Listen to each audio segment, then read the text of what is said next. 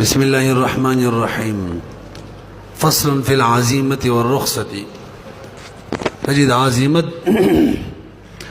او د رخصت د فصل خلاصه بیانو. موږ ویلي درې مباحث په کې ذکر کو. اول بحث کې د احکام مشروعه او دو اقسام سره د وجه حصر او سره د تعریفونو ذکر کو. نو احکام مشروعه په دوه قسم دي، یو تعزیمت ویل کېږي، یو ته رخصت. او وجه حصر دا د حکم بخارینی وي یا با اصل وی، یعنی ابتداءً بمشروع وی یا بغیر اصل وی، یعنی ابتداءً بنوی مشروع کا اصل وی نو عزیمت دے، او کا اصل نوی نو بے رخصت دے. بے دا عزیمت تعریف ہم ذکر کردے درې اجزاء باندې مشتمل او هغه حکم شرعي ته ویل کېږي یو جز چې هغه اصل وی، یعنی ابتداءً مشروع وی، دو جزا. او دریم جز د دویم بیان کې، یعنی د بندگانو آزار سره تعلق نوی. څو جز شو؟ درې. لکه اقامت کې منځ کول دي، روزه نیول دي وغیرہ. او به دویم نمبر پسې د رخصت دا حکم مشروعات ویل کېږي یو جز چې اصل نوی، یعنی ابتداءً نوی مشروع. دو جزا ابتداءً چې نوی مشروع څه مطلب؟ دریم جز بیان کوي، یعنی د بندگانو د آزارو سره تعلق وی. عذر و تبیق شروع جمعنی سا عذر و تبیق شو څلور بځه دو رکعات وکا. نو دا اول بحثو تقسیم دو اقسامو ته بیان شو، یو جز وجه حصر بیان شل دوا، او د هر یو تعریف شو درې. دویم بحث کې بیان د عزیمت کو، پنځه مباحث به ذکر کو پکې. اول د عزیمت اقسام سره د وجه اجمالی اقسام ذکر کو سره د وجه حصرنا. نو اوري د عزیمت څلور اقسام صاحب د حسامی ذکر کړي: فرض، واجب، سنت او نفل. او ورسره درې نور دي: حرام، مکروه تحریمی، مکروه تنزیهی. وجه حصر کما چې علامه شامی ذکر کړي دا د توضیح تلوی په حواله باندې مامور به به خالی نوی، شرعی حکم به خالی نوی، یا به کې طلب وی یا به ترک وی. مامور به موای شرعی حکم به خالی نوی، یا به کې طلب وی یا ترک. که طلب وی خالی بنوي، یا به منکر کافر وی یا نه. که منکری کافر کیږي فرض، او کنه کافر کیږي خالی بنوي. مستحق د عذاب به جوړیږي یا نه، که جوړیږي نو به واجب ده، کنه جوړیږي به سنت ده. نو به که بطور به خالی نوی، د دې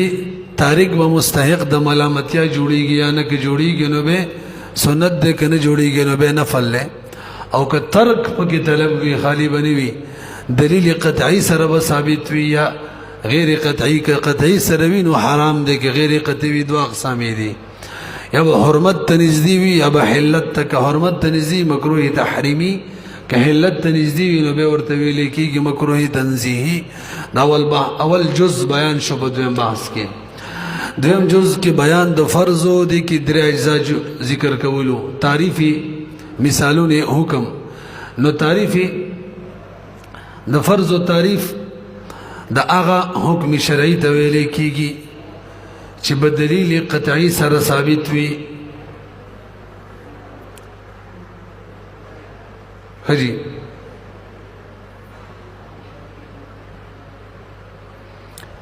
څه شو؟ صحیح. دا حکم شرعي ته ویل کېږي چې په دلیل قطعی سره ثابت وي. دلیل قطعی څه مطلب دی؟ قطعی الثبوت او قطعی الدلالت سره ثابت وي. بس هم دا خبره شو. لکه فرض هغه حکم شرعي ته ویل کېږي چې په دلیل قطعی سره ثابت وي، یعنی داسې دلیل سره قطعی الثبوت وي. قرآن دا به ان شاء الله را راشي کا، او یا حدیث متواتر نه ثابت وي. قطعی الدلالت وي، یعنی یا خو ظاهر وی یا نسوی یا مفسر وی یا محکم وی، دغه شان خاص وی عام وی، یعنی مجمل او متشابه وغیرہ نوی. او دغه شان مشترک یا مؤول نوي کجی مثالونه راته وای علامه شامی ولا مثال ذکر کړي لکه ایمان او لکه ارکانی اربعه صلات صوم زکات حج د دې په مقابله کې به واجب دی رسو بر الله راشي ان شاء الله به فرض په دوه قسمه لري د فرض عین ویل کېږي فرض العين ما يلزم كل واحد اقامته چې لازم به هر واحد باندې دغه اقامت هغه د فرض عین ویل کومز دی ولا يسقط باقامه البعض كالصلوات الخمس په بعض اقامت سره د نور غړ نه خلاصيږي ټول به مونږ کوي او دیم فرض کفایه د ما يلزم جميع المسلمين اقامتهم پټول مسلمانانو باندې دغه اقامت چی دا لازم وي تاسو ورسېدلې فرض کفایه می ویلو چاته ویل کیږي چې دغه اقامت په مجموعه مسلمانانو لازم وي معنا دا په هر فرد نه وي چې بعض امو کو بس کافی ده پورا تعریف ما يلزم جميع المسلمين اقامته ويسقط باقامه البعض عن الباقين الک جهاد چې کله فرض کفایي وي یا صلات جنازه رواله بهرحال مخکې راځي مثالونه مشو ارکانی اربعه ویلو او ایمان ویلو حکم سره چې دې کې به لزوم وي درې قسمه اعتقادا بموي علما بموي او ورسره عملا بم لزوم وي اعتقادا لزوم معنا چې عقیده کې به علم یقیني به پیراشي علم یقیني کا ادم شي لزوم کم لزوم درې قسمه یو علما او بل تصدیقا او به ووري درې قسمه لزوم یو به علما یعنی اعتقادا کنه اعتقادا ټکي او تصدیق سره دی یو لزوم به علما وی علم به پیراشي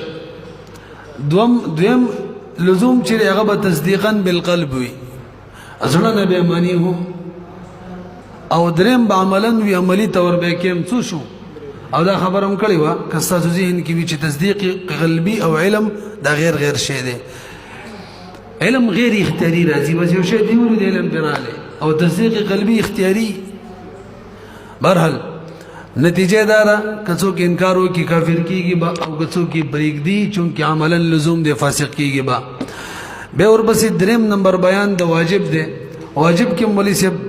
درې اقسام ذکر کیږي درې اجزا یو تعریف دی یو مثال دی بل حکم دی تعریف وجوب بمانه د لزوم دی اصطلاحي تعریف هغه حکم ته ویل کیږي چې بداسي دلیل سره ثابت وي چې هغه کې شبهه وي یعنی قطعی الثبوت ظنی الدلالت وي یا ظنی الثبوت قطعی الدلالت وغیره وي به واجب د لپاره مثالونه لکه د واجب مونږ دی لکه صدقه فطر دا وغیره اضحیه دا او به دې لپاره حکم نو بده کې لزوم صرف او صرف عملا وي علما تصدیقا بالقلب دا لزوم پکې نه وي نتیجه دا ده کچا انکار وکړو کافر کیږي بنا او قصدا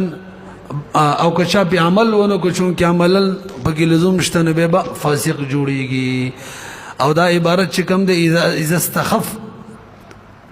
اذا استخف باخبار الاحاد عمل بریک دی دا مطلب دی ویلی مو کنه مخکې راځي به ور بسې سنت دی د کوم څلور اجزا بیانو تعریف د سنت بکو دم ویلو مطلق سنت به بوله تقسیم کو او به د هر یو قسم د بار خپل حکم بیانو مثالونه به بیانو وښه وتا سنت په لغت کې لارې ته ویل کیږي او اصطلاح کې ویل کېږي الطريقه المسلوكه في الدين هغه طریقې ته چې هغه مروجه په دین کې ورسره د قیدم زید دی چې من غیر افتراض ولا وجوب افتراض او وجوب پکې نه وي لکه دلته کې تعریف ذکر شوی او په شریعت هي الطريقه المسلوكه في الدين من غیر افتراض ولا وجوب ما تاسو ته ویلو د غیر افتراض او وجوب قید چره غیر افتراض دی حکم کې لګول خو چا سره لګول پکارو تعریف سره دلته دغه شان لګیدل دي هي الطريقه المسلوكه في الدين من غير افتراض ولا وجوب هم دغه شان ما صدر عن النبي صلى الله عليه وسلم من قول او فعل او تقرير دته هم سنت ویل کیږي د دې صبر علی راشي به سنت په دوه قسمه دي یو ته سنن هدا ویل کیږي او یو ته یعنی مؤکده او یو ته سنن زوائد یعنی غیر مؤکده سنن هدا تعریف اوري هغه حکم ته ویل کیږي هغه عبادت ته ویل کیږي چې نبی علیہ السلام بلکې دسی وای هغه فعل او قول ته ویل کیږي یو جز چې نبی علیہ الصلوۃ والسلام به تور عبادت کړی وي دو جزا او همیشه کړی البته کله کله پریخي درې جزا او چا چې څوک تاریخ دې باغی رد نه کړي څو جزا شو څلور جزا مولا جوړ کړه هم دا سیدا هغه قول یا فعل ته ویل کیږي چې به تور عبادت کړي که به تور عبادت نه کړي به خصونه زوایدو کې راځي او همیشه کړي ځکه که همیشه نه کړي بهم سنني زوایدو کې راځي البته دا قید مرسره ویلو کله کله پریخي می او ورپسې کم قید بل دې دې دوړ یو فائدہ ده چا چې پریخي بغیرت نه کړي ځکه که همیشه کړي کلم نه پریخي به واجبي یا چا چې پریخي بغیرت کړي بهم سوي به واجبي برحال د سنني هدا د بار مثال راته وایا لکه دا کوم سنتونه چې مونږ کو د سار سنت دي دغه شان د ماسپخین یا د ماخام خصن سنت دي هم دغه شان مسواک وهل وغیرہ د سنن هداونه د نبی رسول الله په تور عبادت کړي او د دې تاریخ چې د مستحق د ملامتیا جوړيږي به دوه نمبر سنن زوائد سنن زوائد چاته وي د هغه سنت تویل هغه قول او فعل تویل کیږي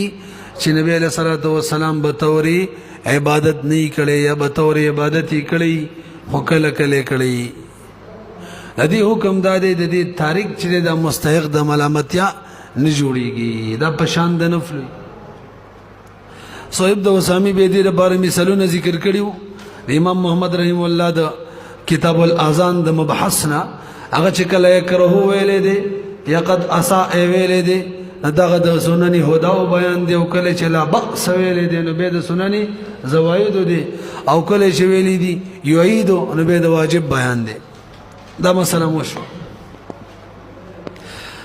پنځم بحث کې د نفل بیان دی نو دلته هم څلور اجزا بیانو تعریف د نفل مثال ورلا حکم ورلا او یو مسله بیانو نفل بلغت کی زیادت طویل کی او اصطلاحی تعریف هغه عبادت طویل کیږي چې هغه د فرایض او واجباتونو زائد وي او مشروع شوی زمنګ د فائدې د پاره زمنګ د نقصان د پاره نه پورا تعریف تاسو ووري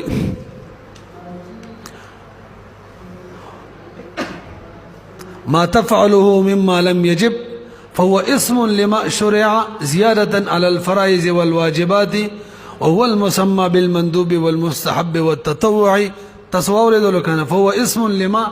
دانم ده غزيتي عبادت ده شرع زيادة على الفرائض چې مشروع شوی وي او زائد وي په فرایض باندې والواجبات باندې وهو المسمى بالمندوب هم دته ویل کیږي مستحب هم ورته ویل کیږي او دته تطوع هم ویل کیږي پوه شئ به مثالونه څه دي لکه نفلی منځ کول دي هم دغه شان نفلی روزي نیول دي نفلی صدقات کول دي حکم یې سره به بدی باندې موږ ته ثواب ملاويږي کوي نه کو نه ګناګاری کو درې اجزا شو څلورم د نفل د بارا یو مسله ده هغه دا چې لازم النفل بالشروع مشهور عنوان دی تاسو به پیژنئ زمنګ د حناف رای دا د چې نفل شروع کړه اخر تر رسول به لازم دي کما ته کړه قضای لازم ده او دو دلایل دي موږ سره یو ولا تبتلوا اعمالکم دلان دی راولو او بل قیاس کوي په نظر باندې نو اوري ولا تبتلوا اعمالکم دلان دي څنګه راځي کله چې وسړې یو عمل شروع کی نو څومره حصہ ادا کی هغه الله جل شانو ته وسپارل شي او الله پاک بنسبت باندې هغه ال قابل قبول چې سر ته ورسه ځکه تجزی نه قبلې د الله پاک باندې زمانه بعضی عبادت لکه نیمه روژه دا نه د قابل قبول یو رکعت نه دی قابل قبول لکه یو رکعت دی او نیمه روژه دی ونی ولا دا الله پاک تلاړ قابل قبول بالا ګرځي چې پوره کی که پوره دی نه کړو نو الله تسپارل شي او ته به واپس باطل کی او د دین قرآن کې نه من راغلی ولا تبتلوا اعمالکم په نه شولې به نو کوم ایسه چې الله ته وسپارل شي دغه سر تر رسول دا بمنګ او تاسو باندې لازم شو کني نو دا به باطل شي او قرآن کې ته من راغلی ولا تبتلوا اعمالکم دویم دلیل قیاس ته ګور نظر سره سره په خلی باندې وي په ما باندې 2 رکعات لازم نظر یا روزه ربانی لازمه نظر نو د دې قول بوجبانی ابتدائی فعل چې او مشکل کار دی غ لازمیږي نو د ابتدائی فعل بوجبان دی شروع باندې په طریقه اولا بقای فعل سر تر رسول دا لازم وي او به تاسو د مولا یعقوب خبره کړې و چې قول دا اسهل دی او فعل دا سخت دی او به ابتدا سخت ده او بقا اسهل ده نو کله چې د اسهل بوجه د قول بوجه د نظر بوجه سخت ابتدا لازم کېدله نو به د سخت بوجه چې ابتدا د په طریقه اولا باندې اسهل بقا لازميږي دا قسم کړي وکنه څه شو وامر رخصو ندریم بحث دا په بیان د رخصت کې دی توجه جی اور تعریف د رخصت کو رخصت هغه حکم ته ویل کېږي مخکې شوی چې ابتداء نوی مشروع اصل نوی ابتداء نوی مشروع بلکې د بندګانو د آزار سره تعلق وي به رخصت اولا په دوه قسم دی یو ته رخصت حقيقي ویل کېږي بل ته رخصت مجازي به د هر یو د دوه اقسام دي نو مجموعه 3 اقسام شته رخصتي حقيقي دارومدار منګویلیو دا په مقابل کې د عزیمت په وجود باندې دی که مقابل کې دسی وایا که مقابله کې عزیمت موجود وي رخصت به حقيقي وي او که عزیمت نه وي موجود نو به رخصت مجازي وي ځکه به رخصت نه دی هم دا ابتدائی حکم دے هم دا عظیمت دے خو منگ ورطا بنا بر سہولت و رخصت وایو مجازن ورطا رخصت وایو رضی ورلا رخصت حقیقی بدوا قسم دے یو تا احق وی بل تا غیر احق دا هر یو بد تعریف کو مثالون بے ذکر کو حکم بے بیانو رخصت حقیقی تعریف دا غ رخصت توی لیکیگی چی پا مقابلہ کی عظیمت من کل الوجوہ موجود وی یعنی سبب د عظیمت موجود وي حکم عظیمت هم موجود وي او مثلا عظیمت حکم چې هغه د حرمت دی نو حرمت موجود وي او سبب د حرمت سبب د عظیمت سبب د حرمت موجود وي او به معامله د رخصت کیږي د اباحت کیږي دا د رخصت حقيقي حق او القسم دی مقابله کې من کل الوجوه عظیمت موجود دی د دې لپاره مثالونه اول مثال لکه یو سړی دی هغه باندې اکراه وشي د کفر د کلمې چې زرکه د شرک کلمه بجه جاری کا نو دته د شرک کلمه بجه باندې ویل مباح جائز حالان کې مقابل کې عظیمت موجود دی سببا هم هغه آیاتونه کم کې چې شرک حرام دی هغه موجود دی محرم موجود دی او حکم موجود دی حرمت د شرک د کلمې موجود دی به هم وی مباح ده وی وایا نه رسې یو شو دیم نمبر یو سړي په سر باندې کلاشنکوب کیدی او رمضان په روزه کې روزه ماته کا ندلتا سبب د حرمت خوراک موجود دی چې شهود شهر رمضان دی حکم موجود دی مقیم سړی دی دته حرام ده چې افطار وکي خو به هم ورته اجازت دی مباح ده لکه بس که خوراک کې کولی شي نو من کل الوجوه مقابله کې عظیمت موجود دی او دریم یو سړي په سر بل کلاشنکوب کې دی ورته وایي چې د غیر مال هلاک کنو د غیر مال هلاکول حرام دی سبب موجود دی او حکم موجود دی حرمت به هم د رخصت دی اجازت دی لکه مباح دی هلاکی که رستو به توان ورکی کنه الاضطرار لا يبطل حق الغير 32 نمبر ماده ده یو سړی که مستر شي د غیر حق ورسره نه باطلیږي توان به ورکوي خجی څو شو درې مثاله څلورم مثال یو سړی په احرام کې دی نو در بارا سبب یعنی احرام موجود دی او حکم ممنوعات احرام چری دا په حرام دی من دی خو به په کلاشنکو به چا بصری خېده وي دا ممنوع کارو کا سر وخروا نو حکم ولدا دی ودی کی مباح جائز دی ور نو من کل الوجوه مقابله کی عزیمت موجود دی سببا هم او حکما هم مخکې راځي څو شو څلور پنځم نمبر یو سره د لوګي نمرې پردې مال استعمالول شي اجازت دی رخصت دی مباح ده ورته حالان کې پردې مال کې سبب چې پردې مال دې موجود دی ولا تاكلوا اموالكم بينكم بالباطل او حرمت موجود دی حکم خو به ور سره معاملې د اباحت کیږي کول شروع سبتاوان ورکی او پنځم یو سړی امر بالمعروف څوک په زور زبردستی وکي چې امر بالمعروف باندې کې کلاشنکوب ورته بسر کی دی مباح ده نه دی کوي حالان کې نه کول د امر بالمعروف دا حرام دی سبب موجود دی مسلمان ته باندې حق دی دا وکي حکم موجود دی به وي خیر دی کني کې چونکه ته محتاج نه کوا هجی تعریف مو شو دا ول قسم پنځه مثال بیان شو نو سراته حکم وایا حکم اداره چن الاخذ بالعزیمه اولا بهر عزیمت من عمل کول اولادی اگر چې جائز د رخصت عمل وکي ذکر مخ کې دویم نمبر د رخصت حقيقي دویم قسم رخصت حقيقي غیر احق دا چاته وي چې په مقابله کې عزیمت موجود وي ځکه رخصت حقيقي شو خودم رده چې من کل الوجوه موجوده من وجهن یعنی سببا موجود وی او من وجهن عزیمت نہیں موجود یعنی حکم فی الحال نہیں مؤخر وی نو حقیقی شو خو غیر احق شو مکمل طور باندې عزیمت نه موجود نه رسی پی راځي مثالونه واوري د دې بارول مثال لکه فطر د مریض او د مسافر مریض سړی ته اجازت دې کرو جنې نسی مینی سے یو مثال مسافر ته اجازت دې کرو جنې نسی مباح در لمینی سا سره د دینا چې مقابله کې عزیمت شتره خو من کل الوجوه من بعض الوجوه سبب موجود دی شهود شهر رمضان رمضان کې ورته اجازت دی روزه منی سکا سبب موجود دی شهود شهر رمضان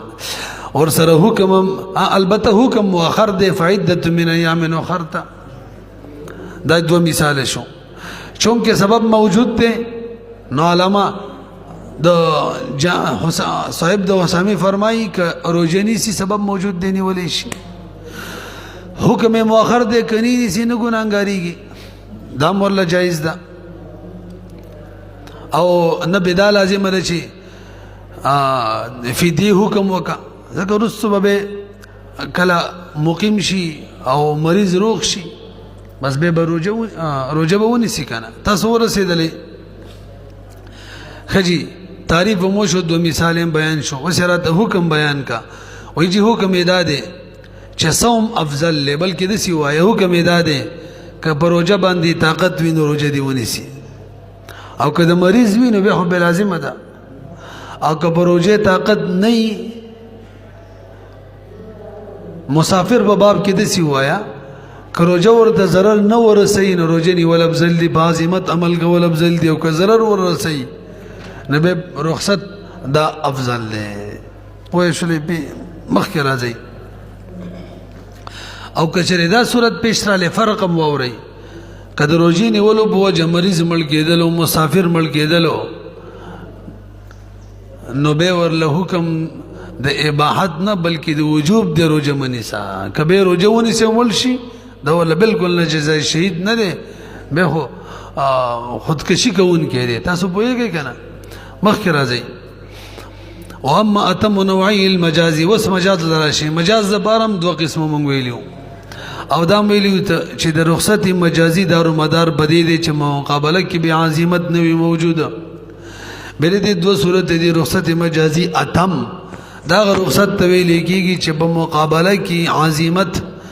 من کل الوجوه نه کما نه په هغه ماده کې عزیمت موجود وي کوم کې چې حکم د رخصت وارد دی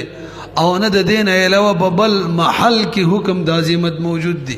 من کل الوجوه عزیمت نشته دی وخت کې رخصت دغه حکم ته رخصت ویل د مجازي دی ولی دا حکم خو ابتداء دی دې ته خو د عزیمت نوم ورکول پکارو مونږ ته به هم رخصت وایو ولی ورته وایو جی مجازن ورته وایو څنګه چې په رخصت کې اسانتیاي دغه شانتي حکم کې زمونږ په امت اسانتیا ده نو مونږ ورته ځکه د رخصت حکم وایو که نه په حقیقت کې دا رخصت نه دی دا منسوخ دی رسې که نه نو منسوخ په صورت کې خو شی منسوخ مکمل ختم شي هغه به باقی نه پاتې د دې لپاره مثالونه هغه مخکینو امتونو باندې چې کوم سخت احکاماتو لکه کوم عضو چې ګناه وکړي کټکې به کوم حصہ د کپڑے بدن گند شي کټکې به مای او بو باندې کار نه کیږي دغه شان هر ځای کې خپل عبادت نشو کولای عبادتګاه ولا بیزان رسول او وغیرہ وغیرہ دا ټول هغه سخت احکاماتو چې موږ نه منسوخ شو موږ ته سانتیا شو له بتا سودا نشته هر ځای کې مونږ کولای شي کوم حصہ دی ګناو کې کټکول بګ نشته کم کپڑے حصہ گند شي کټکول نشته بس وینځه رسې کنه بهرحال حکم د دې دا شو دغه مثالونه شنو حکم دا شو چې عزیمت منسوخ دی عمل کول به بالکل جایز نه دي ومن الرابع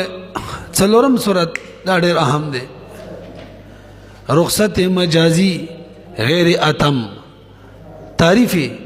مثالونه او حکم او به بګی سره اعتراضات ته جوابونه مشوي نو اولی تعریف اوري اول جز دا رخصت ته ویل کیږي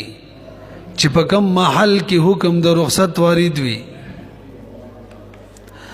دغه محل کې حکم د عزیمت غیر مشروع وي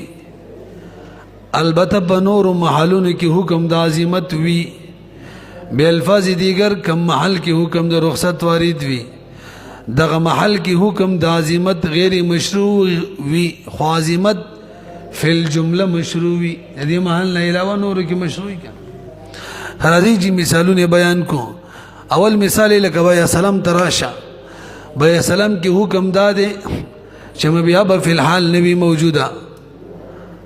پیسې با رب السلام مسلم الیه ته فی الحال وس پر یلګه د روپۍ درواله مال دو میاشتې پس به غنم راکې نو اصل دا چې مبیا دی موجوده ای که مبیا نه موجوده نو بیا جایز نه ده د عزیمت ده او په بیا سلام کې حکم د رخصت ده الګه کما بیا نه موجودم جایز رخصت شو کنه شو حتی په دغه محل کې یعنی بابا یا سلام کې حکم د عزیمت غیر مشروع کما بیا فی الحال موجود وي به بابا سلام نه کی البته د دې محل نه علاوه بنور محلونو کې د دې زین علاوه بنور زینو کې حکم د عزیمت برقرار ده او بیا به موجود یا له بابا جایز وي تاسو پوه شولې نو په کوم محل کې چې حکم د رخصت وارد دی چې مبیا دی نه موجوده خیر دی سلام په دغه کې حکم د عزیمت غیر مشروع ده که مبیا موجوده ونه جایز کیږي البته حکم د عزیمت چې مبیا به موجوده وي په نور محلونو کې فل جمله موجوده ده مخکې ځو کنه دویم مثال شراب او مردار خوړل مکره او مستر یو سړی په سر چا ټوپه کې خې شراب وس کا مردار اوخرا یا محتاج دی شراب سکلو ته او مرید لوګې نه مرداري خړلو ته محتاج دی د دوړو صورتونو کې حکم د رخصت وارد دی بس اخرى مردار وس کا شراب جایز دی او کته وی چې زه عزیمت من عمل کوم شراب نس کمل دي شم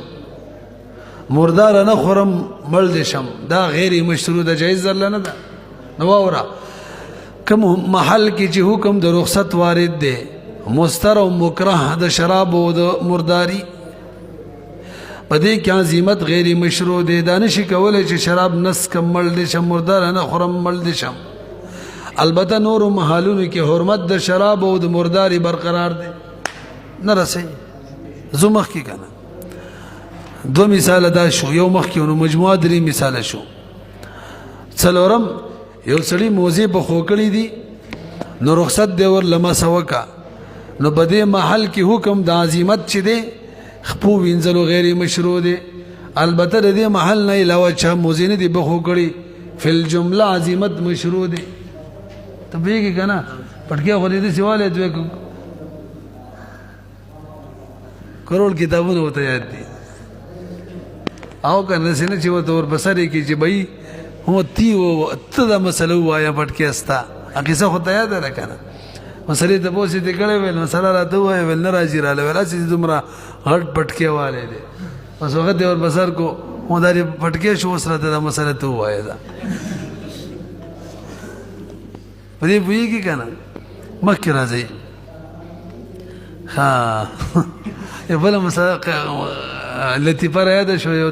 طالبان خو رامینی بډای خزي د کلی کې ویل همار ترور استلیم شي هغه ورته ویلیو بچي زه خو غریب ګناګار خزایما او ستا مور همار د چتا منی سبق ویلې دي همار خو دې مور ده مونږ ته ګوره او همار توپ ته ګوره همار خو دې مور ده سبق درمانی ویلې مونږ ځان له ګناګار خلک ورته وګورئ سم خبر سره پټ شوی وکا کوم ځای ته ورسېدلو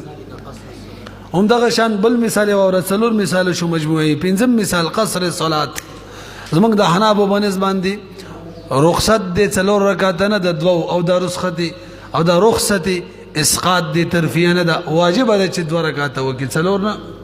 د چا په حق کې مسافر نو مسافر په حق کې حکم د رخصت وارد دی او په دې محل کې مسافر کې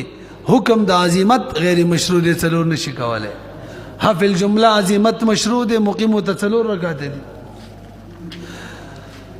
به صاحب د اسامی دا مسله لګه وګد کړي دی وای مسافر به دوه رکعات کوي حکم د رخصت ورته واجب دی من سره دلیل د رخصت مشتری دا غینه استدلال کو او د معنی رخصت نم استدلال کو د دلیل نم په دوه قسمه استدلال او د معنی رخصت نم په دوه قسمه د دلیل هغه خندار را د ټیک چې وړي ته دا خبره کړې ده چې ماره تروریست نه مشي وګورئ دلیل رخصت حضرت عمر ابن الخطاب رضی الله تعالی عنہ من خپل دارالفتاء نوم عمر کې دی دارالفتاء جامع عمر او د درې عمرانو په وجمانی یو عمر او بل عمر او به ورپسې بل عمر باخره عمر خټول پیژنې اولم پیژنې مینځ ول عمر چې عمر ابن عبد العزيز دی رحمه الله ډیر اعلی سړی تیر شوی دی او ته وګورئ نو عمر رضی الله عنه نبی علیہ السلام ته فرمای ان اقصر الصلاه ونحن امنون اي موږ با څلورو بځه هم دوه رکعات کوو هلن کې خبر امن بیم نبی علیہ السلام ورته جواب کې څه وی ګوره هذه صدقه یو لفظ دا صدقه ده الله پتا سمانه کړی دا نفقبلوا صدقته د الله صدقه قبول کړي دو قسم استدلال یو دا چې صيغه د امر د امر د پاره د وجوب وي اول استدلال عقلی دل لفظ د صدقه نبی علیہ السلام ذکر کړی دی یو عبارت النصر فقبلوا دې لپاره جمله راوړل نبی علیہ السلام یو اشاره النص ده د لفظ صدقه نه موږ استدلال کوو هغه دا چې چلکه قانون او قاعده ده والتصدق بما لا يحتمل التمليك اسقاط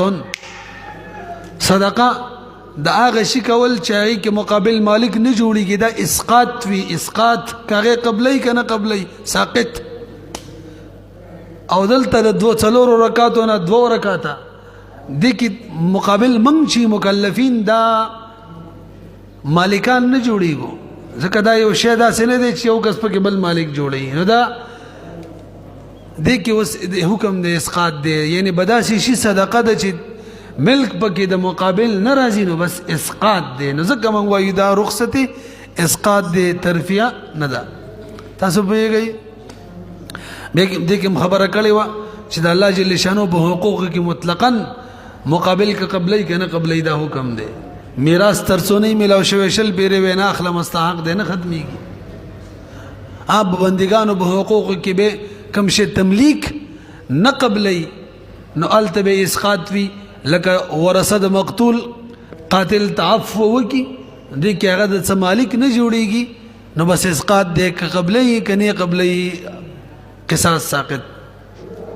ها کم شي چې تملیک قبلی په چا دې قرض ور پورې دې ما درته معاف کوو نه منما بس نه دې معاف ٹھیک ده راي وړه چې دا ردي خوشاله تاسو ورسېدل دا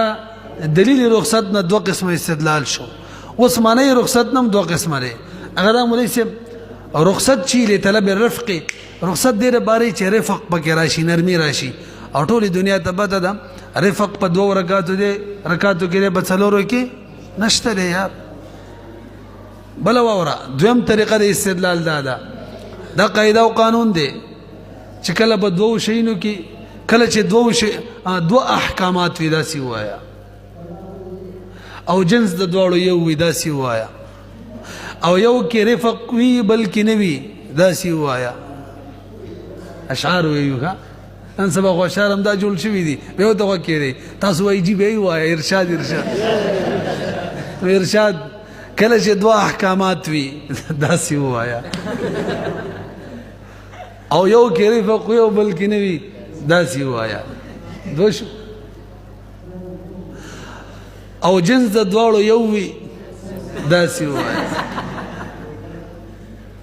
درې پیرې مې داسې وایي لګا راځي ته اوس بل ځای کې ثابت کما ټیم خو راشته کنه نو څه وایي د جینۍ درې سنگار مزه کړه یوي رانجه بلې بنگړي بل پازیبونه لیلا دا پیښوري بنگړي دی مات شه اور بس او بنگړي نیم خطه کړه نیم پورته چې په مړون باندې د سر ولګومه لیلا دا پیښوري بنگړي دی مات شه او په توره شپه توره تیاره کې هلکه دا ډېر مزیدار دی په توره شپه توره تیاره کې بنګړو له شړنګ ورکه چې ودې پیژنمه لیلا د پیښوري بنگړي دی مات شه داسې ووایه بهرحال کله چې دوه احکامات وي یو کې رفق وي بل کې نه وي جنس د دواړو یو وي نو حکم یې دا دی چې کم کې رفق دی بیا الفاظ دیگر کم اقل دی هماغه به متعین وي حکم دپاره دلته راشه دوه رکاته څلور رکاته دو کې رفق شته څلورو کې نشته نو چې کم اقل دی هغه به حکم له متعین وي دوه متعین خبره جوړه شوله پاتې شوله د مسافر د روجې خبره نو نه خو هغې کې فقبلو صدقته لفظ راغلی دی او نه هلته رفق په نه نیولو کې متعین دی بلکې هلته خو په نیولو کې هم رفق دی چې هغه جماعت المسلمین سره به متفق مخکې ځو که نه نو بیا اخیره کې دوه اعتراضات اول اعتراض دا و چې هلکه کم غلام ته اذن میلاو شي د جمعې د مونځ کولو نو تاسو حناف وایي که دوه رکعاته جمعې مونځ کیم کولی شي او که څلور ماسپښین کیم کولی شي حالانکې دلته دوه حکمونه دي یو کې رفق شته دی دوه رکعاتو کې بلکې نشته او قانون دا دی چا کې چې رفق وي خو حکم لره متعین وي دوه رکعاته متعین کوي که نه وایي چې موږ ورسره یو بل ټکي هم ویلی و جنس د دواړو یو وي دلته خو بیل دی دلیل یې دا دی د ماسپښین والا د جمعې پسې امام پسې او د جمعې والا ماسپښین والا امام پسې مونځ نه کېږي او ماسپښین مونځ کوونکی نیت د جمعې او د جمعې مونځ کوونکی نیت د ماسپښین نشي کولی رسئ که نه بې او دلته رخصت په دوه رکعاتو کې دی نو نرمي سختي هم شته که نه خطبې به هم اوري سعی به هم کوي مخکې راځه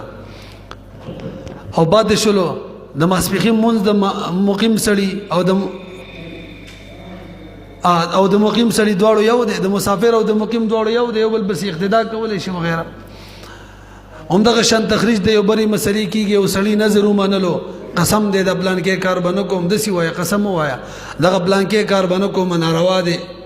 کوم یې کو یو میاشت یو کال روژې راباندې لازمي او بیا هغه کار وکړي نو امام محمد رحم الله رای د امام صاحب ورته رجوع کړې ده که چېرې هغه کار ترې نه وشي نو اختیار دی ورته که وفا د نظر کوي پوره یو کال یاد کړي روجي نیسي او که قسم د کفاره په تور باندې 3 روجي نیسي الله شکل مالی عبادت طاقت یې نه وی کا دا ټکي ور سره وي